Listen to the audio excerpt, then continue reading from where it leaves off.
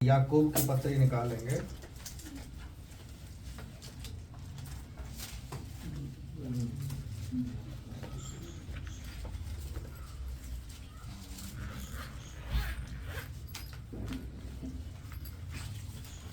मिल गया सभी को? याकूब की पत्री उसके 5 पद से पढ़ेंगे।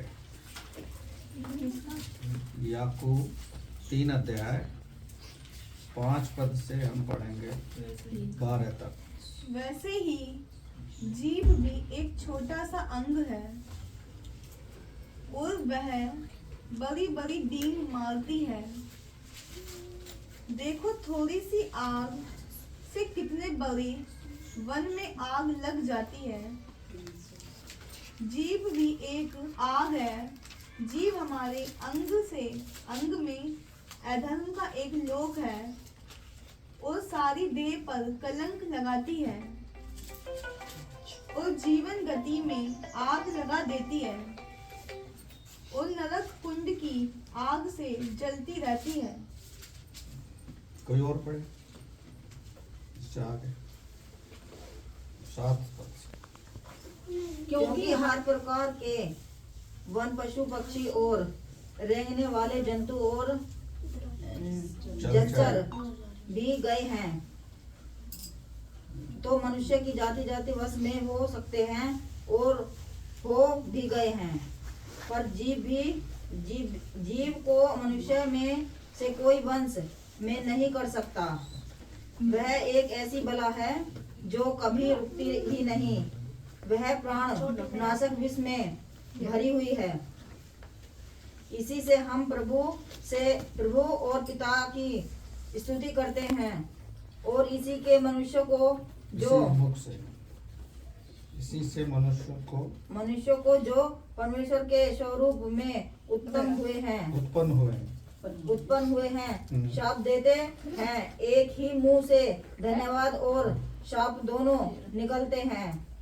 हे मेरे भाइयों, ऐसा नहीं होना चाहिए। क्या सोते के एक ही मुंह से मीठा और खारा जल दोनों निकलता है? हे मेरे भाइयों, क्या अंजीर के पेड़ में जैतून या दाख की लता में अंजीर लग सकते हैं? वैसे ही खारे सोते से मीठा पानी नहीं निकल सकता। चलिए आंखें बंद करेंगे, प्रार्थना करेंगे।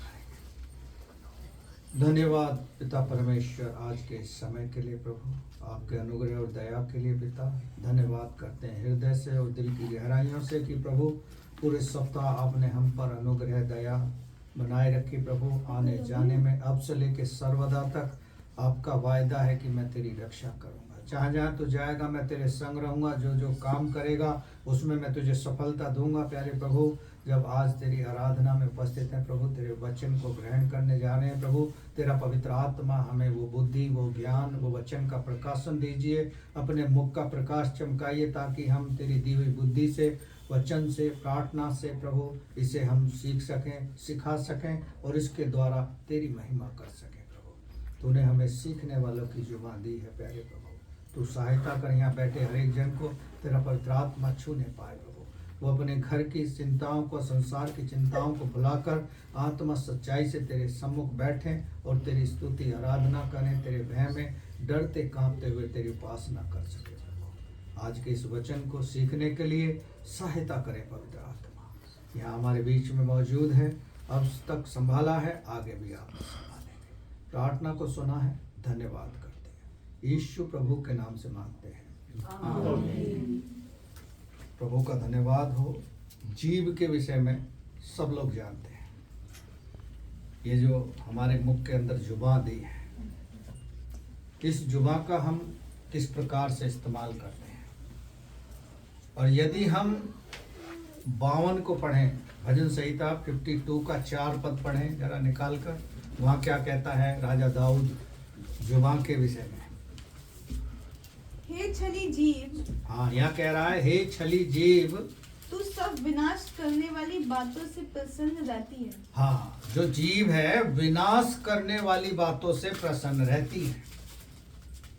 यदि बैठा नहीं जा रहा तो कुर्सी पर बैठ जाओ जाके। एक बार फिर से पढ़े। हे छली जीव, हम्म। तू सब विनाश करने वाली बातों से प्रसन्न रहती है। हाँ, सब विनाश करने वाली बातों से प्रसन्न रहती है। जो छल हमारे पूरे शरीर में होती है और कान ना होते तो हम कहाँ से सुनते? मुंह नहीं होता तो हम कहाँ से बोलते? तो हर एक अंग का अपना महत्व है, लेकिन इस जुबान को हम किस तरह से प्रयोग में लाते हैं। बुराई करने वाली चीजों से प्रसन्न रहती है और हम जल्दी से किसी की बुराई पर उतर आते हैं। उसके पॉजिटिविटी को ना देखकर हम नेगेटिव बातों को देखते हैं। लेकिन परमेश्वर का देखना और मनुष्य का देखना अलग है, क्योंकि मनुष्य अपनी सीमित बुद्धि से, सीमित सोच से काम करता है। परमेश्वर असीमित है, असमझ से बाहर कर का काम करता है। वो जो आपकी और हमारी समझ से बाहर है, उन कामों को परमेश्वर करता है। आगे पढ़े इसी में 52 में। निश्चय ईश्वर तुझे सदा के लिए नष्ट कर देगा। हाँ, ईश्वर जो है, जिसने बनाया है, इस मुंह के अंदर इस जुबान को रखा है, वो क्या कर देगा? इसे नष्ट कर देगा। इसे साइलेंट कर लो। हाँ, बस हो गया। तो नष्ट कर देगा। इस जुबान पर हमें कंट्रोल रखना है। बहुत सी बहनों को और भाइयों को मैं देखता हूँ, इस जुबान से गालियां बकते हैं। कुछ के मुंह पे तुरंत गाली आ जाती है, चाहे वो मसीह को भी स्वीकार कर चुके हैं। उसी जीव से हमने परमेश्वर को उद्धारकर्ता करके ग्रहण किया। और परमेश्वर का वचन कहता है, तुम अंश अंश करके बदलते जाओ। लेकिन हम बदलना चाहते नहीं हैं। हम भी जुबान के साथ हो लेते हैं। हमारा शरीर जो है, हमारी जो एक्टिविटी है, वो जुबान का साथ देती है, जो मनुष्य के वश में नहीं है। पढ़ा ना, जुबान जो है मनुष्य के वश में नहीं है। जैसे घोड़ा तांगा होता है ना, जो चलाते हैं, पहले चलते थे गांवों में, देहात में, अभी भी कहीं ना कहीं चलते हैं, बहुत सी जगह चलते हैं। तो वो जो चलाने वाला है, वो लगाम से उसको जिधर चाहता है उधर घुमाता है। और लिखा है भजन संहिता 32 में भी, तुम घोड़े और खच्चर के समान ना बनो, जिनको हमें लगाम से रोकना पड़ता है। मनुष्य को कितना ही समझाओ, कितना ही सिखाओ, लेकिन वो करेगा वही जो उसको करना है। आदम को परमेश्वर ने सिखाया था, समझाया था कि इस फल को मत खाना, सारे फल खाना। आदम ने नहीं किया, लेकिन जो उसकी सहायक थी, जो उसकी जीवन संगिनी जो परमेश्वर ने बनाई थी, उसके शरीर से पसली निकाल कर उसका सहायक जो बनाया था, उसको शैतान ने बहकाया और उसने उस काम को, आज्ञा को तोड़ा। वो उसके बस में नहीं था। शैतान ने कितनी चालाकी से काम किया कि परमेश्वर ने खाने को मना किया है, देखने को मना नहीं किया। जब हवा नजदीक जाती है फल के और देखती है कि देखने में इतना सुंदर है, तो खाने में कितना स्वादिष्ट होगा। जब आम का सीजन आता है ना, लोग आम को देख के पहचानते हैं कि ये कितना मीठा होगा। तो शैतान ने हवा को भरमा दिया और मार्ग से भटका दिया और कहा, जो देखने में इतना मनभाव है, जो सुंदर है, अच्छा लग रहा है, वो खाने में कितना स्वादिष्ट होगा। उसने तोड़ा, खाया खुद भी और हवा को भी, आदम को भी दिया। और वहीं से परमेश्वर ने उनको दंड दिया। आज हमारे जुबा हमारे वश में नहीं है। वापस आएंगे याकूब की पत्री में से पढ़ना शुरू करेंगे 5 पद से। वैसे ही जीभ भी एक छोटा सा अंग है। हाँ, वैसे ही जीभ भी जैसे हमारा शरीर है, एक छोटा सा अंग है जीभ। हाँ, और वह बड़ी बड़ी डींगे मारती है। हाँ, बड़ी बड़ी डींगे मारती है। मसीह में मैंने देखा है, बहुत सारे लोगों को मैं जानता हूँ जो झूठ बोलते हैं। हमारी कलीसिया में भी कुछ लोग झूठ बोलते हैं। एक बेटी को मैं बता सकता हूँ, उसका नाम नहीं बताऊंगा, चाहे वो छोटा सा जॉब कर रही हो, लेकिन कहती है मैं मैनेजर हूं।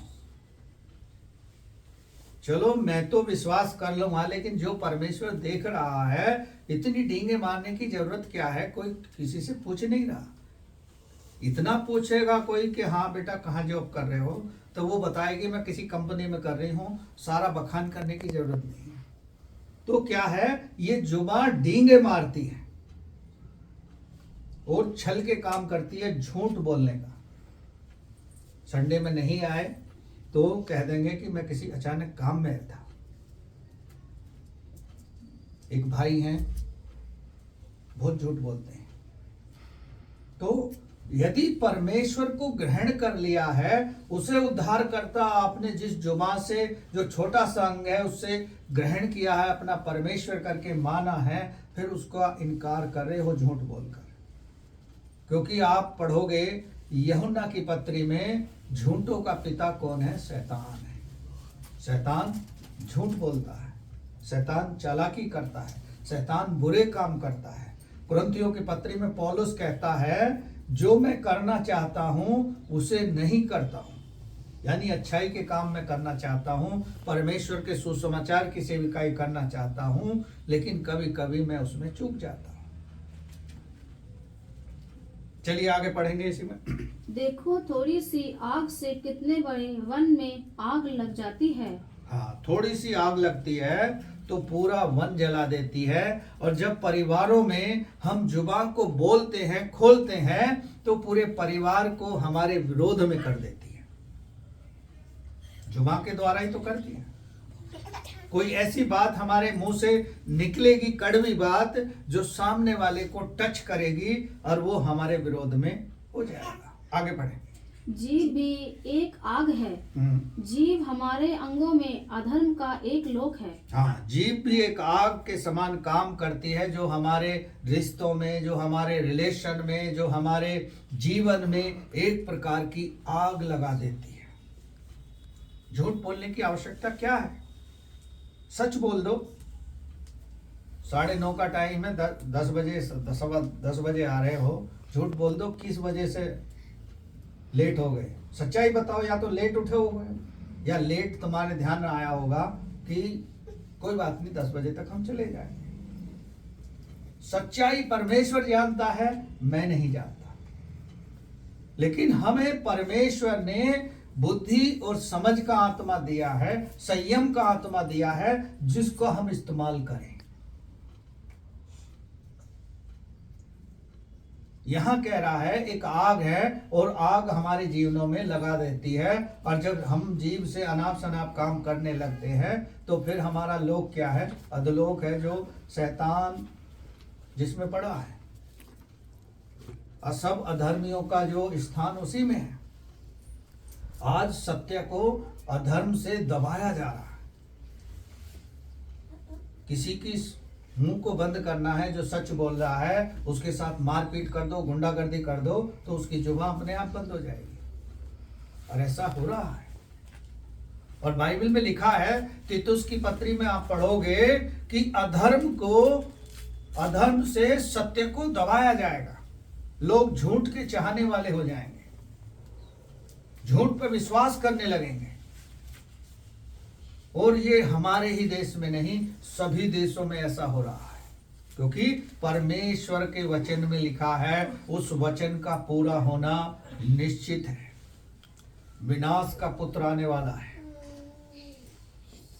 जो पृथ्वी पर विनाश करेगा, और परमेश्वर उसे अपनी एक फूंक से ही नष्ट कर देगा।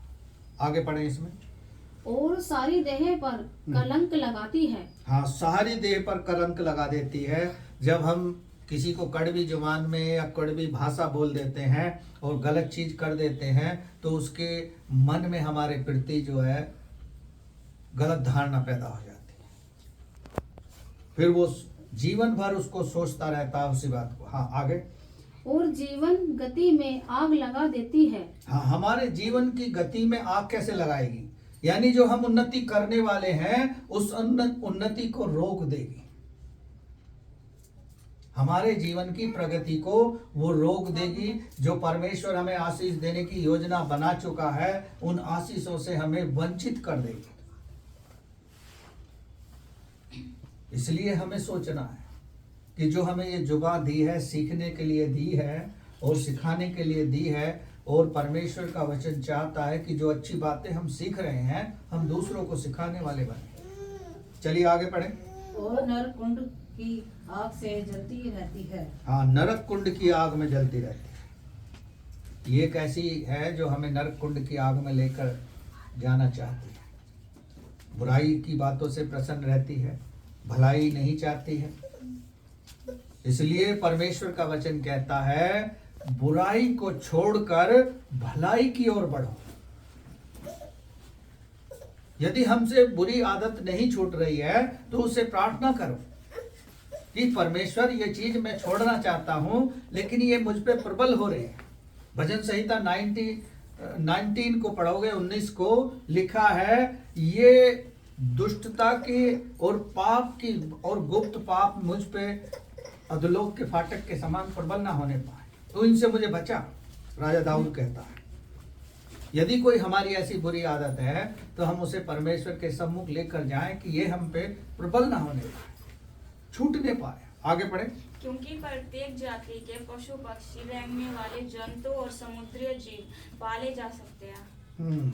ये तो वश में किए जा सकते हैं, पाल कर इन्हें रखा जा सकता है, लेकिन जीव को वश में कैसे किया जाए? आगे बढ़े।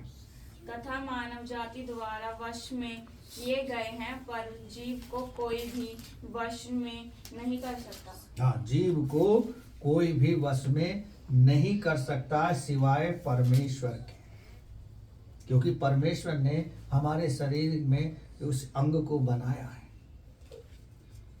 मैं एक जगह न्यूज में देख रहा था कि एक प्रेमिका ने अपने प्रेमी की जुबान काट दी क्योंकि वो उसे अपशब्द बोल रहा होगा।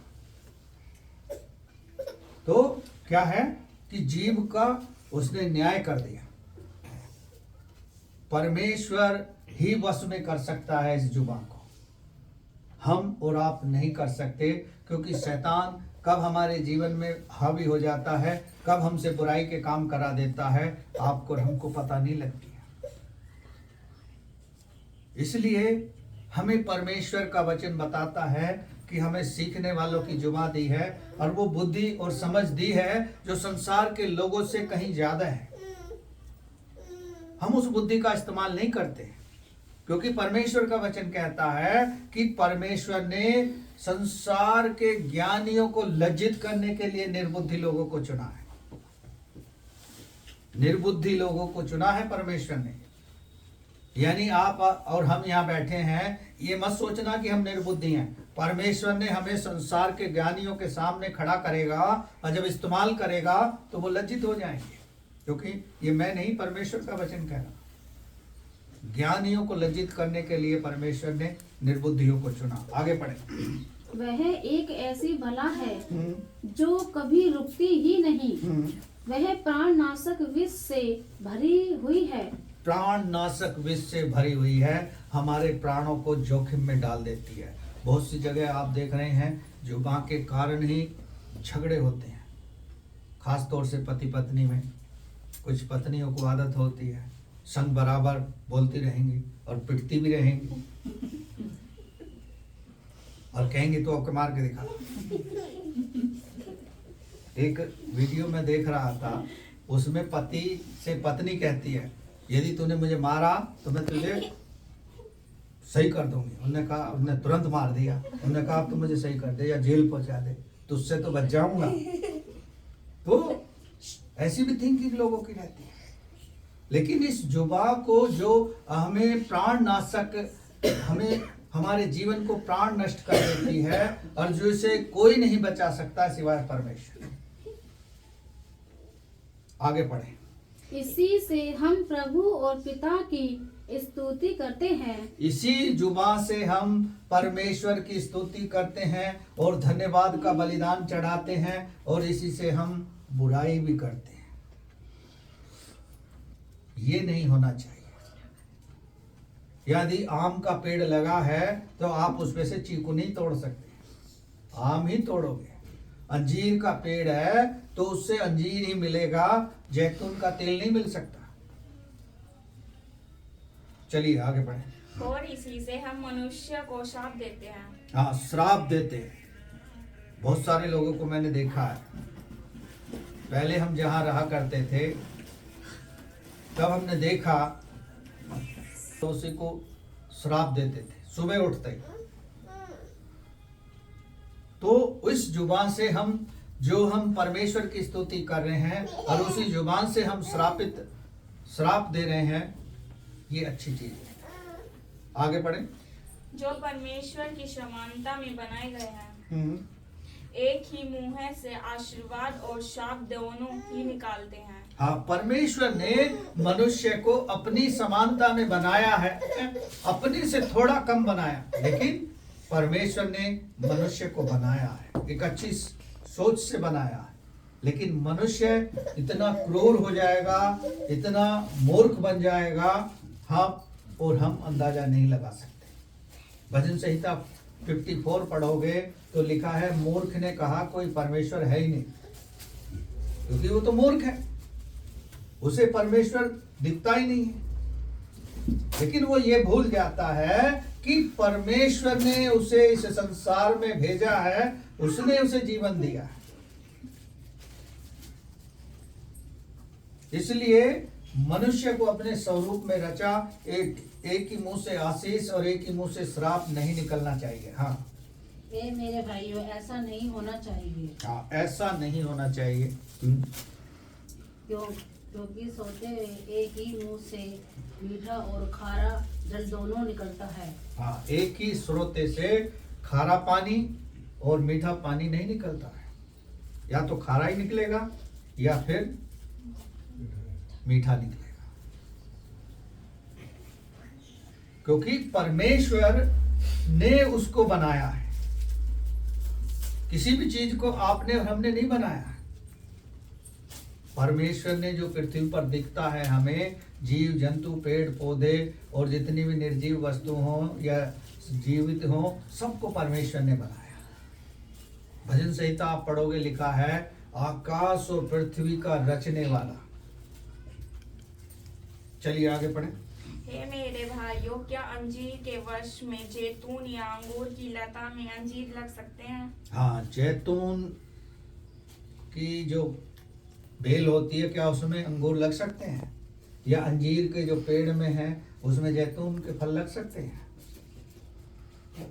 जैसे ही आम का पेड़ है उससे अमरूद नहीं ले सकते, या अमरूद के पेड़ से आप आम नहीं ले सकते। लेकिन परमेश्वर ने जो ये जीव हमारे मुंह में रखी है, इसका सही से इस्तेमाल करें। और हम कब कर सकते हैं? जब परमेश्वर के अधीन आप और हम रहेंगे, परमेश्वर के नियंत्रण में रहेंगे, परमेश्वर की अगुवाई में चलेंगे, परमेश्वर के भय को मानेंगे, परमेश्वर की अधीनता में रहेंगे, तब परमेश्वर हमें लेकर जाएगा। और जो आशीष से हमें परमेश्वर देने वाला है, उसमें ये जुबान कोई रुकावट नहीं डाल पाएगी।